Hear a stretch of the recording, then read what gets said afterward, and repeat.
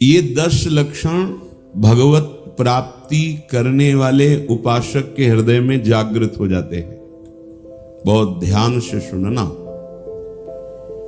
ये 10 लक्षण जब प्रकट होने लगे तो जान लेना कि अब हमारा परम सौभाग्य उदय होने जा रहा है। बस हम भगवत साक्षात्कार के नजदीक हैं। जब तक इन 10 लक्षणों में कमी दिखाई दे तो संभालो इन 10 लक्षणों को अपने जीवन में पक्का। इन 10 का पूर्ण होना मतलब भगवत साक्षात्कार को होना। धृति क्षमा दमोस्तेयम शौचमिंद्री निग्रह धीर विद्या सत्यमक्रोधो दशकम धर्म लक्षणम। धृति सबसे पहला है। धृति किसी भी प्रकार का संकट, अपमान, विपरीतता, प्रतिकूलता, दुख आ जाए, पर जो हमने भगवत प्राप्ति का लक्ष्य लिया है, चाहे वो गृहस्थ हो या विरक्त हो, भगवत प्राप्ति का लक्ष्य लिया है, अब वो नहीं छूट सकता, चाहे कुछ भी हो जाए। पहला लक्ष्य स्वीकृति इसीलिए कहा है। बहुत जोर की बात है। खुली वस्तु रखी है, बिगड़ी जन्म अनेक की अब वही सुधरे आज हो ही रहा हूं। यह स्वीकृति बहुत बड़ी बात है। अपने लोग देहाभिमानी हैं तो क्रियाओं पर संतोष करते हैं, क्रियाओं पर विश्वास कर लेते हैं कि मैं ये कर रहा हूं, इसके फलस्वरूप ऐसा मिलेगा।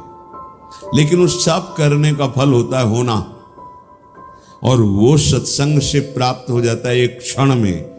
इसीलिए स्वर्ग सुख, मोक्ष सुख, फिर मर्त्यलोक के सुख की बात क्या, सत्संग के समान नहीं रखा गया। तात स्वर्ग अपवर्ग सुख धरी तुला एक अंग, तूलन ताहि सकल मिल जो सुख लव सत्संग। स्वीकृति बहुत जोर की बात है। पहला है धृति। धृति माने किसी भी प्रकार का कोई भी अपमान, तिरस्कार, निंदा, परिस्थिति, विपरीतता आपके मार्ग में आवे पर आपकी स्वीकृति पे अंतर नहीं होना चाहिए। इसे धृति कहते हैं। धृति ये बहुत आवश्यक है भगवत मार्ग के पथिक को।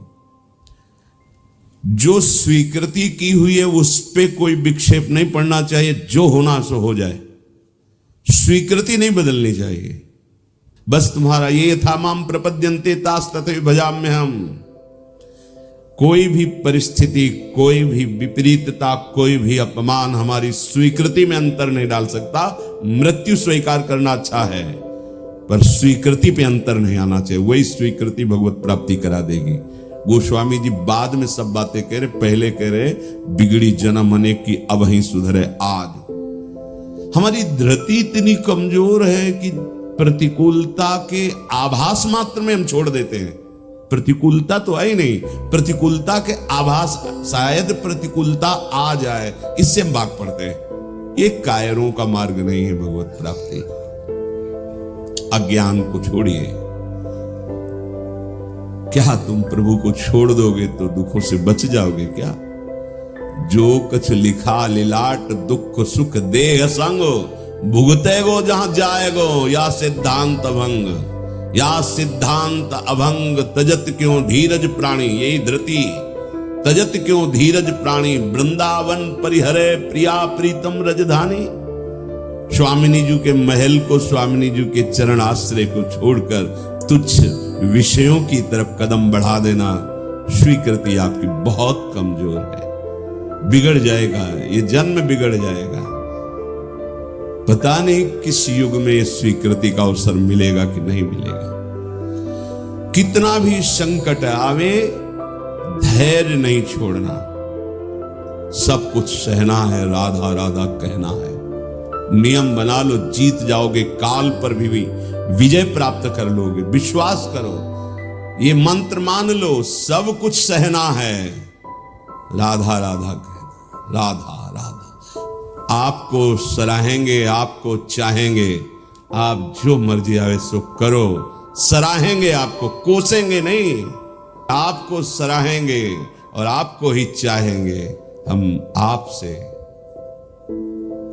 तन मन प्राण सर्वस्व समर्पित करके प्रेम करते हैं। ये प्रेम मार्ग की बात। भगवत प्राप्ति करना है तो पहली बात है ये धृति। ये धैर्य रखो। ये नहीं देखा जाता, धैर्य नहीं दिखाई देता, धैर्य नहीं। जरा सा विचलता हुई, भाग पड़े। कहां भागोगे? जिधर भाग के जा रहे उधर तो विचलता का समुद्र है। यहां तो विचलता तुम्हें अविचल स्थिति प्रदान करने के लिए है। यहां का भय तुम्हें निर्भय पद प्रदान करने के लिए है। और इस भय को स्वीकार करके भाग रहे हो तो महाभयावह प्रवाह है संसार का, बहते चले जाओगे। अभय होए जो तुम्हें डेराई। धृति, जो धृतिवान है, लौकिक पारलौकिक सारी संपत्तियां उसके चरणों में झुकने लगती है। देख लो, शब्द पर ध्यान दो। जो धृतिवान है, धैर्यवान है, हर कष्ट सहता है, तो आगे जो मार्ग है बोले लौकिक और पारलौकिक सारी संपत्तियां उसके चरण चूमती हैं, क्योंकि वो धैर्यवान है। अगर धृति नहीं है तो परमार्थ का भेष भले हो, परमार्थ की स्थिति नहीं होगी। इसीलिए भगवान कपिल देव जी ने माता देवती जी से कहा, जो आसक्ति संसार के बंधन का कारण है, वही आसक्ति यदि महात्माओं के चरणों में हो जाए तो मोक्ष का खुला हुआ द्वार है। तो वो महात्मा कैसे होते? तो सबसे पहला शब्द था तितिक्षवः। महान सहनशील होते हैं संत जन। तितिक्षवः या धृति, ऐसा धैर्य कि कोई भी विचलित ना कर सके। बहुत गंभीरता से, इसीलिए इसमें रुके हुए हैं, बहुत गंभीरता से। पहला लक्षण है भगवत प्राप्ति का। जिसके अंदर ये 10 लक्षण आ गए तो भगवान प्रकाशित हो जाते हैं हृदय में, क्योंकि वही परम धर्म का स्वरूप है। भागवत धर्म में चलने वाले या कोई भी धर्म स्वीकार करे तो धृति जरूर आनी चाहिए। अगर धृति नहीं, आप पातिव्रत धर्म, एक पत्नी व्रत धर्म, जो जहां जिस धर्म में, तो उसको धैर्य धारण करना पड़ेगा। बिना धृति के धर्म का पालन नहीं होता। फिर ये तो परम धर्म, महाभागवत धर्म, प्रेम धर्म, इसमें तो कष्टों की परवाह करे तो योद्धा कैसा। अगर अनुकूलता, प्रशंसा, मान और सुख की चाह है तो परमार्थ का पथिक कैसा। अभी भ्रम में है वो। किसकी अनुकूलता? किसकी अनुकूलता? शरीर की। चाहे जितना अनुकूलता देते रहो, नष्ट होगा। इसकी अनुकूलता नहीं। श्री कृष्ण अनुकूल ले। श्री कृष्ण की अनुकूलता को देखो कि हमारे शरीर, मन, वाणी, चेष्टा प्रभु के अनुकूल हो। उसके लिए तुम धैर्यवान बनो। चाहे जितनी निंदा हो, अपमान हो, तिरस्कार हो, संकट आवे, विपत्ति आवे, परवाह नहीं। तो हर विपत्ति संपत्ति बन जाएगी। देख लेना, लिखा है कि जो धैर्यवान होकर परमार्थ में चलता है तो लौकिक और पारलौकिक सिद्धियां और सफलता उसके चरणों में आ जाती है। श्री राधा किंकरीणाम लुठति चरणयो रद्भुता सिद्ध कोटि। करोड़ों प्रकार के वैभव सिद्धियां उसके चरण दास्ता में आ जाती, हाथ जोड़े खड़ी रहती है जब सेवा की आज्ञा हो। दूसरी बात, दूसरा लक्षण है क्षमा। अपने साथ कोई बुराई कर रहा है, भगवत प्राप्ति करनी तो संसारिक आदमी इन बातों को समझ भी नहीं सकता, क्योंकि उसका उद्देश्य अंतःकरण धर्म में अहम ममत्व स्थापित करके भोगों को भोगना और उसी में सुखी होना है। अभी अज्ञान है, वो नहीं समझ रहा। ये परमार्थ के पथिक की बात है। क्षमा, ये इसलिए बोला, वो सामने वाला हमको ऐसा बोलता है, हम चुप रहेंगे। कैसे चुप रह सकते हैं? सामने वाला कौन है? अगर तुम संसारी हो तो संसार है, और परमार्थिक हो तो तुम्हारा आराध्य देव है। तुम्हारी वही तत्व दृष्टि होनी चाहिए जिसकी प्राप्ति के लिए निकले हो। कब करोगे, किस जन्म में करोगे? अभी इसी क्षण से अभ्यास शुरू करो। क्षमा, अपने साथ बुराई करने वाले को दंड देने या दिलाने की पूरी शक्ति होने पर भी, दंड देने या दिलाने की आज्ञा करते ही विध्वंस मच जाएगा, ऐसा होने पर भी ना तो शरीर से दंड दे, ना वचन से दंड दे, ना किसी से प्रेरित करके दंड। हम तो नहीं करेंगे, पर तुम देखो, तुम हमारे शिष्य हो, हम तो सह गए, तुम्हें नहीं सहना चाहिए, जाओ। तो बात एक ही हो गई, बात एक ही। आप उसको दंड देना चाहते तो आपके अंदर क्षमा बल नहीं है।